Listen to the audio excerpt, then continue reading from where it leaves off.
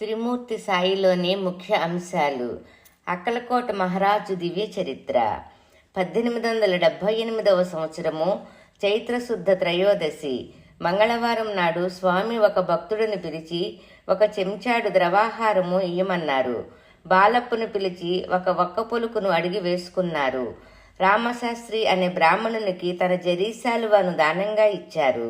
స్వామి భక్తులతో ఆవును దూడను విడిచిపెట్టమన్నారు.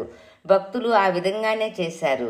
ఒక భక్తుడు, స్వామి, ఈ మామిడి తోపులో చలిగా ఉన్నది, ఇంట్లోకి తీసుకొని వెళ్ళనా అని అడిగాడు. స్వామివారు అతనితో, వద్దు, నేను వెళ్ళి చెట్టులో కలవాలి, శని మీనరాశిలో ఉన్నాడా అని భక్తులను అడిగి నిర్ధారణ చేసుకున్నారు. భక్తులందరూ చూస్తుండగానే స్వామి ముఖములో కాంతి, తేజస్సు ఎక్కువ కాసాగాయి. స్వామి శ్రీపాదభట్టు అనే భక్తుడితో తనను లేపించి కూర్చోబెట్టమన్నారు.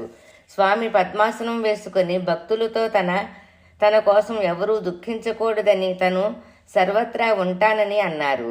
స్వామి 2 కన్నుల నుండి తెల్లని కాంతి కిరణాలు వెలువడి స్వామి కన్నులు శాశ్వతంగా మూతలు పడ్డాయి. స్వామి మరలా కన్నులు తెరుస్తారని భక్తులు ఎదురు చూశారు. కాని స్వామి సమాధి చెందినట్లు భక్తులకు కొంత సమయానికి తెలిసింది.